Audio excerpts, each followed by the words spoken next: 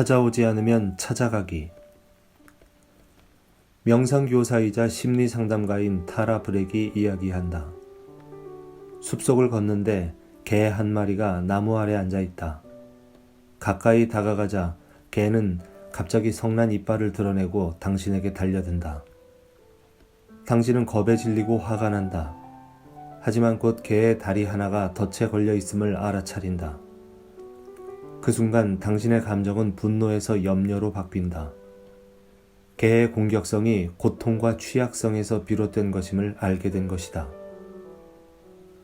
북인도 바라나시의 인도인 친구 집에서 한 달 동안 묵은 적이 있다.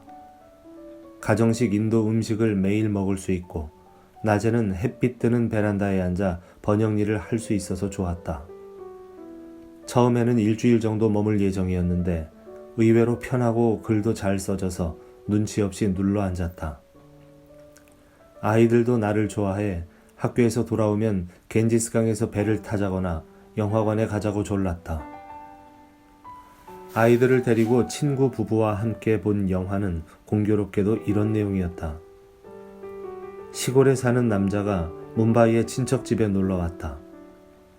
처음에는 반갑게 맞이했지만 떠날 생각을 않고 눌러 사는 바람에 친척 부부는 그를 시골로 돌아가게 할 계획을 짜지만 번번이 실패한다. 그래서 아침마다 기도한다. 툼 카부 자우게, 제발 빨리 가줘. 유명한 코미디 영화라서 고른 것이지 다른 의도는 전혀 아니라고 친구 부부는 째려보는 나를 안심시켰지만 그런다고 쉽게 떠날 내가 아니었다. 의심스러운 식당 음식과 썰렁한 게스트하우스에 지쳤고 여행 생활자를 자처하는 나도 때로는 가족적인 따뜻함이 필요했다. 벽을 사이에 둔 옆집에는 중년 여성이 혼자 살았다. 처음부터 나를 보는 시선이 예사롭지 않더니 아니나 다를까 날카롭고 성말랐다. 거리 청소부와 행상인 등 거의 모든 사람에게 화를 내고 언성을 높였다. 내 방 창문이 거리로 향해 있어서 아침마다 갈라진 목소리와 욕설을 들으며 잠이 깼다. 분노와 불만에 찬 고성이 멈추지 않았으며 종종 싸움으로 이어졌다. 사소한 말과 행동도 공격의 빌미가 되었다. 그녀의 성격을 모르는 행인들은 좋은 먹잇감이었다. 이유 없이 이빨을 드러내고 덤비는 그녀를 누구도 이길 수 없었다. 잘못 건드렸다간 걷잡을 수 없는 사태로 이어질 것이기 때문에 모두가 그녀를 피했다. 그녀의 분노 속에 고통이 있음을 느낄 수 있었다. 그것은 단순히 성격적인 문제가 아니라 상실과 아픔의 표현이었다. 친구의 아내가 설명했다.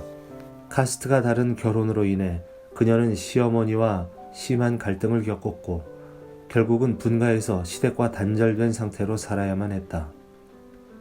그리고 몇 해 전 10월 디왈리 때 다른 도시에 있는 시댁에 다니러 간 남편이 그곳에서 갑자기 죽고 말았다. 시어머니와 남편의 형제자매들은 그녀에게 알리지도 않고 곧바로 장례를 치렀으며 그녀는 상황을 알지 못한 채 남편이 돌아오기만을 기다렸다. 2달이 지나서야 그 도시에서 온 사람으로부터 남편의 사망 소식을 전해 들었다. 슬픔과 분노에 사로잡힌 것은 당연한 일이었다. 하나뿐인 아들은 두바이에서 직장을 다니고 그녀는 어둡고 텅 빈 집에 홀로 남겨졌다. 시댁에 대한 분노는 세상에 대한 원망으로 이어지고 주변 사람들을 향한 공격성으로 분출되었다. 숲에서 홀로 덫에 걸린 감정은 치유될 길이 없었다. 누군가가 상처를 주는 방식으로 행동할 때 그것은 감정의 덫에 걸려있는 그 사람의 고통체 때문이다. 티베트 불교의 정통한 학자 앨런 월레이스는 이렇게 표현한다. 당신이 식료품 봉지를 하나로 안고 집으로 돌아오는데 누군가와 심하게 부딪히는 바람에 봉지 안의 내용물이 땅바닥에 나뒹굴게 되었다고 하자. 으스러진 달걀이며 흥건한 토마토 주스 사이에서 몸을 일으키며 당신은 소리를 지르기 직전이다. 도대체 눈을 어디다 두고 다니는 거냐? 장님이냐? 고함을 치려는 찰나. 당신은 당신과 부딪힌 그 사람이 실제로 장님인 것을 알게 된다. 그 사람 역시 엎질러진 식료품들 사이에 벌렁 넘어져 있다. 그 순간 당신의 화는 사라지고 대신 연민심과 염려하는 마음이 일어나 이렇게 말한다. 다치지 않으셨어요? 제가 부축해 드릴까요? 우리의 상황이 이와 같다. 어느 날 아침 과일에 무쳐 먹으려고 다희를 사가지고 오다 부엌 창문으로 내다보는 그녀의 시선과 마주쳤다. 시비를 걸까봐 내가 먼저 소리쳤다. 밥이지, 밥이지. 형수님. 왠지 옷밥 버릴 듯한 장발의 외국인이 형수님을 외치자 그녀는 흠칫 놀랐다. 내가 다시 인도 코미디 영화에 나오는 배우처럼 하이톤으로 외쳤다. 형수님, 요구르트 드실래요? 그러고는 거부당하기 전에 얼른 창턱에 다희컵을 올려놓았다. 잠시 후 베란다에 나와서 살펴보니 그새 그녀가 들여간 게 분명했다. 3대째 하는 가게에서 밤새 발효시킨 소문난 다희였다.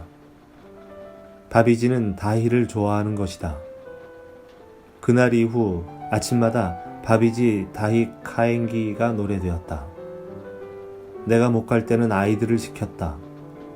이제 그녀는 나와 아이들에게는 화를 내지 않게 되었으며 골목에서 들리는 시끄러운 언쟁도 줄었다.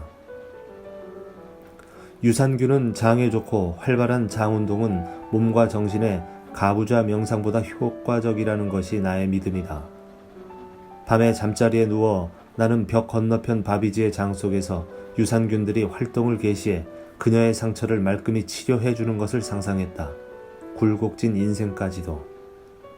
마침내 툼카부 자오게가 간절한 기도문이 되기 전에 그곳을 떠나며 친구의 아내와 아이들에게 날마다 잊지 말고 그녀에게 다히나 바나나나 사과를 선물할 것을 부탁했다.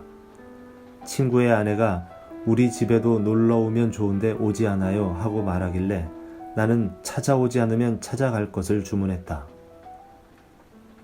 바비지가 어떻게 달라졌는지, 유산균 덕분에 그녀의 얼굴 피부가 얼마나 좋아졌는지 바라나시의 그 골목에 가면 확인할 수 있다.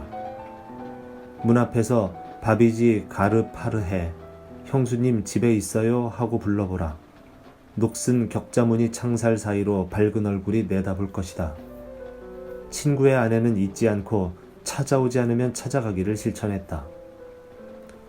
고통은 주로 단절과 고립에서 온다. 그리고 이때 필요한 것은 연결이다. 누구나 삶에서 단절감과 고립감을 경험하고 그때 세상과의 연결을 위해 나름의 몸짓을 한다. 우리에게는 그 몸짓을 읽는 연민과 공감의 눈이 필요하다. 홀로 된 그녀의 분노와 싸움 역시 세상과 연결되기 위한 시도였다. 비록 방법은 부정적인 것이었지만 그 몸짓이 강하게 말하고 있는 것은 이것이었다. 나는 살아있어요. 나는 연결되고 싶어요. 나는 투명인간이 아니에요. 혹시 당신도 고립된 감정의 덫에 걸려 있다면 다히 카엔기,